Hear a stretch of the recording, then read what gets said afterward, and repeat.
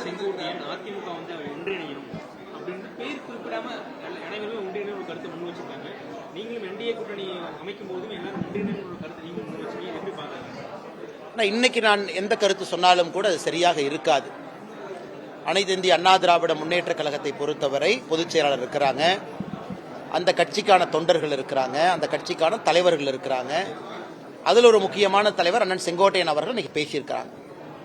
அந்த கருத்து அவருடைய கட்சி, அவங்களுடைய தலைவர்கள், அவர்களெல்லாம் சேர்ந்து விவாதிக்க வேண்டிய ஒரு விஷயம். அதனால் இதில் நான் வெளியே இருந்து பாரதிய ஜனதா கட்சியினுடைய ஒரு தொண்டனாக இருந்து இந்த நேரத்தில் நான் கருத்து சொல்வது சரியாக இருக்காது. அதனால் நிச்சயமாக அவருடைய கருத்துக்கு அவர் சார்ந்திருக்கக்கூடிய கட்சிகள் அவங்க முடிவெடுப்பாங்க.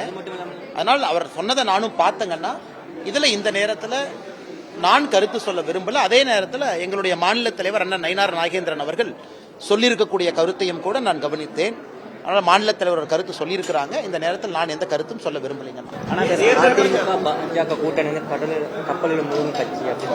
யாருக்குன்னா அண்ணா இன்னைக்கு செல்வ பெருந்தகை அண்ணனை பொறுத்தவரை ஒரு காங்கிரஸ் பேரியக்கத்தினுடைய தலைவர் எப்படின்னா, அவர் இன்னைக்கு திராவிட முன்னேற்ற கழகத்தினுடைய தலைவர் ஐயா மு.க. ஸ்டாலின் அவர்களுக்கு அவர் நடந்து வரும்பொழுது கூட அடியாள் மாதிரி 2 பேர் இருப்பாங்க. ஏன்னா அவர் சில கருத்துக்களை சொல்ல முடியாது, கூட வர்ற அடியால் 2 கருத்து சொல்லணும்.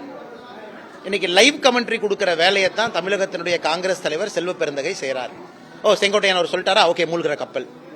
நேத்து வந்து அண்ணன் தினகரன் அவங்க கட்சி விட்டு போயிட்டாங்களா, என்டிஏ விட்டு போயிட்டாங்களா, ஓகே இது அப்படி, இவங்க இங்க போயிட்டாங்களா அப்படி, இதை மட்டும்தான் சொல்றாரோ தவிர தமிழகத்தில் 1008 பிரச்சனைகள் நடந்து கொண்டிருக்கிறது, அதை பத்தி பேசலாமே. அது ஒரு கொன்முடி அதே பிரச்சனை தான் இருக்கு, அதெல்லாம் பேசலாமே. அவருடைய கட்சியில் இருக்கக்கூடிய ஒரு எம்பிஏ அந்த கட்சியில் இருக்கக்கூடிய மாநில தலைவரை எதிர்த்து அவர் பாட்டுக்கு தனியா உண்ணாவிரத போராட்டம்னு அவர் ஆபீஸ்ல 4 நாளா பண்ணிட்டு இருக்காரு. அதை பத்தி எல்லாம் கருத்து சொல்ல மாட்டாங்க. அதனால் இவர்களை பொறுத்தவரை இன்னைக்கு அவங்களுக்கு தெரியும், ஒரு மூழ்குகின்ற கப்பல்ல காங்கிரஸ் கட்சி பயணம் செய்து கொண்டிருக்கின்றார்கள். அதுல அண்ணன் செல்வ பெருந்தகை அவரும் இந்த கப்பல்ல மூழ்கத்தான் போறார். மூழ்கிற கப்பல்ல இருந்து இன்னொரு கப்பலை பார்த்து கல்லெடுத்து அடிச்சிட்டு இருக்காங்க. உங்க கப்பல் மூழ்குமா, எங்க கப்பல் மூழ்குமான். அதனால செல்வ பெருந்தகை அவர்கள் இந்த வேலையெல்லாம் விட்டுட்டு தமிழகத்தில் காங்கிரஸ் கட்சியை வளர்ப்பதற்கான வேலையில அவர் ஈடுபட வேண்டும் என்பது என்னுடைய அன்பான அறிவுறுத்தல். உட்கட்சி பிரச்சனைக்கு பாமகவும் சரி அதிமுகவும் சரி பாஜக தான் காரணம் செல்வ. ஆனா அதான் சொல்லிட்டேன் பாருங்கன்னா, இன்னைக்கு செல்வ பெருந்தகை அவங்க நிலைமை எப்படி ஆகி போச்சுன்னா, ஒரு மிகப்பெரிய ஒரு இயக்கம் காங்கிரஸ் பேர் இயக்கம் 65 வரை தமிழகத்தில் ஆட்சியில் இருந்த ஒரு கட்சி, மிகப்பெரிய மனிதர்கள் இருந்த ஒரு கட்சியில இன்னைக்கு அண்ணன் செல்வ பெருந்தகையும் இருக்கிறார். ஏற்கனவே அவரை பத்தி பல இடத்துல நான் பேசியிருக்கேன், குற்றம் சாட்டி இருக்கின்றேன், நிறைய விஷயம் பேசியிருக்கேன்.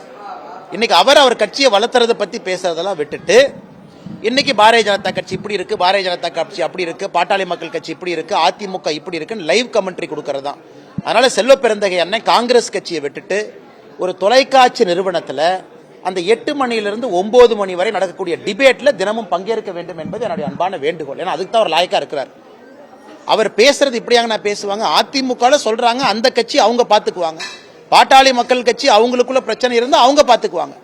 வெளியே இருந்து ஏன் இவர் பதறி கொண்டிருக்க வேண்டும்? ஏன்னா அவருடைய கப்பல் மூழ்குது, அந்த கூட்டணி தோற்குது என்பது அவருக்கு தெரியும். அதனால வெளியே இருந்து காங்கிரஸ் கட்சி பதறி கொண்டிருக்கின்றார்கள். இன்னைக்கு செல்வ பெருந்தகை அவருடைய குரல் எப்படின்னா ஸ்டாலின் அவருடைய குரலா மாறிடுச்சு. எப்படி இருந்த காங்கிரஸ் பேரியக்கம் இப்படி ஆகிவிட்டது என்று நான் வருத்தப்படுகின்றேன்.